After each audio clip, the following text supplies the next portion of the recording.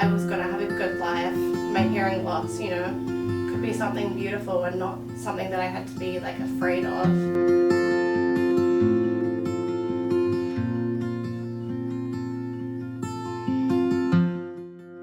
I'm Eleanor and I'm 25. I currently live in Christchurch, New Zealand, where I've lived since I was about 12, but before that I was born and raised in the UK. I'm currently a student studying a Master's of Sociology. I was diagnosed with auditory processing disorder a few years ago. And I also have a high frequency hearing loss as well. When I was in my late teens, I was diagnosed with high frequency hearing loss, and I think I actually felt quite ashamed and embarrassed about that particular diagnosis because it stemmed from more noise related hearing loss. You know, I was listening to really loud music and stuff like that, and I hadn't really understood the impact that it would have on my hearing. In my family, I'm the only one with any form of hearing loss, so it was quite a new experience when I was diagnosed.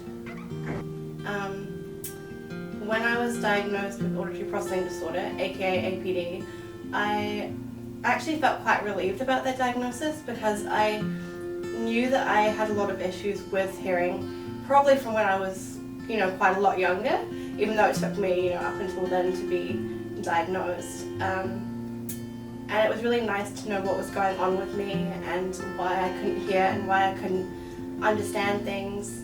And I think for a long time, especially as a young teen, I thought that I was just really dumb, and being able to understand what was going on for me was really powerful, I guess. When I was at school, I wasn't really diagnosed with hearing loss, so I wasn't bullied specifically for hearing loss, but I think I had a lot of bullying around the symptoms of my hearing loss. I wouldn't understand people, or I'd misunderstand things, or I'd get confused in class and a teacher would get angry with me thinking I wasn't listening or I was deliberately not doing things, or if I was in a group of friends or my peer group, people might get angry with me or upset if I misinterpreted something or tell me I wasn't listening or I wasn't being a good friend. And so I did sometimes feel a bit isolated, and I did struggle to maintain friendships because a lot of people didn't really understand what I was experiencing, and they didn't understand that my hearing loss was not personal for them.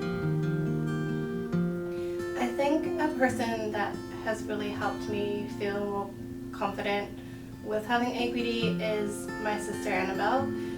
We're identical twins, and we've always been super close and have a really special bond. And as soon as I was diagnosed with APD, she was instantly supportive, loving, kind about it, and she'd let me chat about it and tell me it was going to be okay, and she was just really there for me and telling me that I was going to have a good life. My hearing loss, could be something beautiful and not something that I had to be afraid of. And I just really appreciate the impact that she has on my life, especially because not everyone in my life is supportive of my hearing loss diagnosis. So having her be so supportive has been really special for me. I've come a really long way in accepting having APD and seeing it as something that can be beautiful.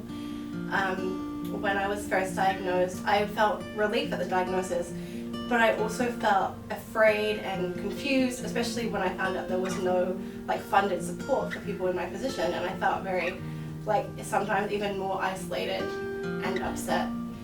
And I feel over the years now, I've just come to the realization that APD can be my superpower. It doesn't have to be a big scary thing. I think that there are a lot of positives to having APD that I wouldn't have recognized when I was first diagnosed. I think for one, what I'm most proud of is the empathy that having APD has given me, because I understand what it's like to be judged by other people and to be hurt for things that you have no control over. So it makes me want to make sure that other people are protected and safe, and that people feel like I am a good person that they can come to and know that if they come to me with a problem or if they're struggling with something difficult, that I will always be there for them. I also think, having APD has introduced me to a beautiful deaf and hard of hearing community that I wouldn't otherwise be a part of or really interact with, and I have some beautiful friends in Christchurch and around New Zealand who mean so much to me, and I don't think I'd give them up for anything. Definitely if I were to talk to young Eleanor, I would just tell her that she needs to love herself as she is, and that having hearing loss is beautiful and it's not something that she needs to be ashamed of. I think at that time I was struggling a lot with my sexuality, and I've been out as a lesbian for years now, but I now see being gay as a beautiful part of who I am as well, and I feel like both identities are really important. I'm a gay deaf woman, and that's okay, and it took me a while to come to terms with that, but I did, and I think that's beautiful, and I think it's something that's super special about me. If I were to see a child, sitting in front of me who just been diagnosed with APD, first of all, I want to give them a big hug, because that's quite a scary thing, when you suddenly find out that you have hearing loss.